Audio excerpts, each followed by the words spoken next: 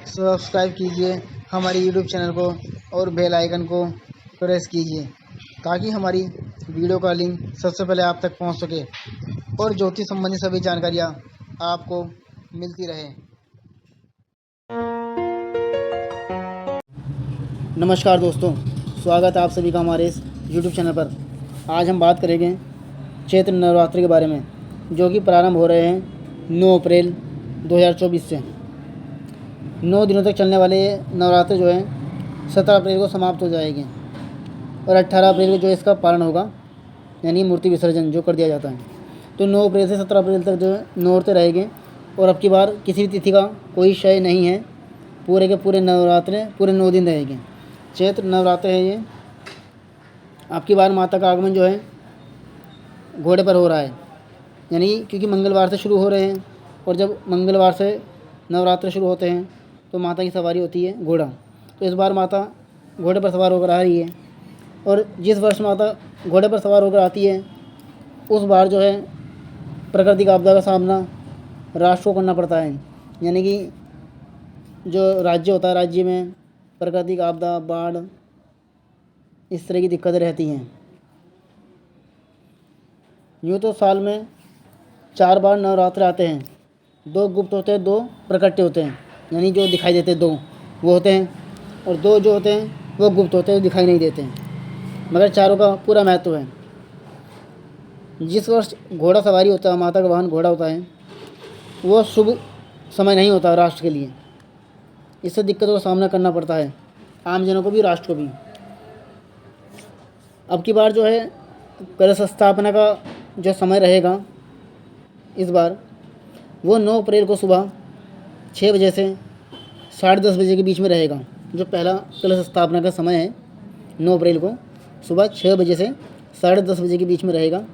और दूसरा जो कलश स्थापना का मुहूर्त है वो अभिजीत मुहूर्त, जो कि शुभ मुहूर्त है, वो दोपहर को 12:03 से 12:53 के बीच में रहेगा। तो ये 2 समय आपको मैंने जो बताएं, ये कलश स्थापना का समय है। इस शुभ मुहूर्त में आप कलश की स्थापना कर सकते हैं। यानी कि जो व्यक्ति सुबह 6 से 10:30 के बीच में स्थापना ना कर पाया हो, वो अभिजीत मुहूर्त में 12 से 12:53 के बीच में कर सकता है।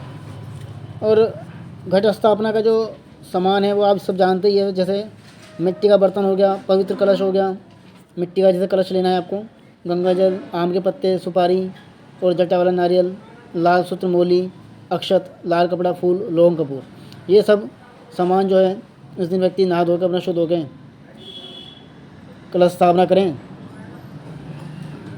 और जो नारियल आप रखते हैं उस नारियल की जो आँख होती है वो अपनी तरफ होनी चाहिए, यानी कि नारियल का मुख अपनी तरफ रखना चाहिए आपको। ये नारियल काफ़ी रखना शुभ होता है घर में, क्योंकि इन 9 दिनों जो है माता धरती पर ही वास करती है और अपने भक्तों के बीच में रहती है। माता की कृपा से भक्तों के सभी प्रकार के दुख समाप्त होते हैं, उनके घर में जो है सुख समृद्धि का वास होता है। तो इसलिए पूरे 9 दिन तक व्यक्ति को शुद्धता से रहना चाहिए, ब्रह्मचर्य का पालन करना चाहिए, लहसुन प्याज का प्रयोग ना करें, यानी कि तामसी भोजन ना खाएं, मन में शुद्ध विचार रखें और किसी चुगली चागली आदि से दूर रहें। किसी जानवर, पशु पक्षी आदि को ना मारें, ना किसी को सताएं, क्योंकि इन 9 दिनों का बड़ा महत्व कहा गया है। ये 9 दिन जो है व्यक्ति के बहुत ही शुभ कहे गए हैं। तो इन 9 दिनों में आपको माता की कृपा प्राप्त करने के लिए शुद्धता बरतनी चाहिए और मन शुद्ध हो। किसी भी काम को करे तो बहुत सात्विक रहना चाहिए, भोजन सात्विक करना चाहिए, चाहे वो व्रत कर रहा हो चाहे नहीं भी कर रहा हो। चैत्र शुक्ल पक्ष की प्रतिपदा से जो है चैत्र नवरात्र प्रारंभ हो जाते हैं।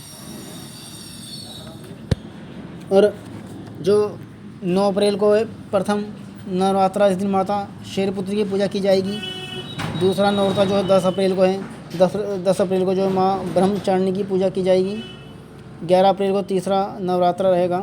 इस दिन माता चंद्रघंटा की पूजा होगी। 12 अप्रैल को जो है चौथा नवरात्रा रहेगा। इस दिन माँ कुष्मांडा की पूजा की जाएगी।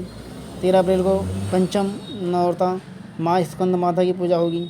और 14 अप्रैल को छठा नवरात्रा है। इस दिन माता कात्यायनी की पूजा होगी। 15 अप्रैल को 7वां नवरात्रा, इस दिन माँ कालरात्रि की पूजा की जाएगी। और 16 अप्रैल को जो 8वां नवरात्र है, इस दिन दुर्गाष्टमी माँ यानी कि माता महागौरी की पूजा की जाएगी। 17 अप्रैल को 9वां नवरात्र है, इस दिन रामनवमी भी है, तो माँ सिद्धिदात्री की पूजा होगी। और 18 अप्रैल को जो है मूर्ति विसर्जन होगा, यानी कि पारण कर दिया जाएगा। नवरात्र में जो मूर्ति या कलश घर में रखा है वो सब विसर्जन हो जाता है, गंगा जी में उसे सला दिया जाता है। इस दिन माता के 9 रूपों की अलग अलग रूप में पूजा की जाती है, क्योंकि माँ दुर्गा जी के जो अलग अलग रूप हैं उनकी पूजा की जाती है। इसे करने से माता का आशीर्वाद भक्तों को प्राप्त होता है, उनके घर में आने वाले सब दुख समाप्त होते हैं। तो ये था चैत्र नवरात्र के बारे में जो आज आप लोगों ने जाना। हमारी और वीडियो आगे भी आप लोगों के लिए ऐसी ही आती रहेगी। आप हमारी वीडियो को लाइक करें, चैनल को सब्सक्राइब करें, इसको शेयर भी कर दें, ताकि वो लोग भी इससे जुड़ी हुई जानकारी ले लें। और यदि कोई बात आप हमसे पूछना चाहते हैं तो हमारे दिए हुए मोबाइल नंबर पर आप संपर्क कर सकते हैं। सभी जानकारी आपको विस्तार दी जाएगी। धन्यवाद।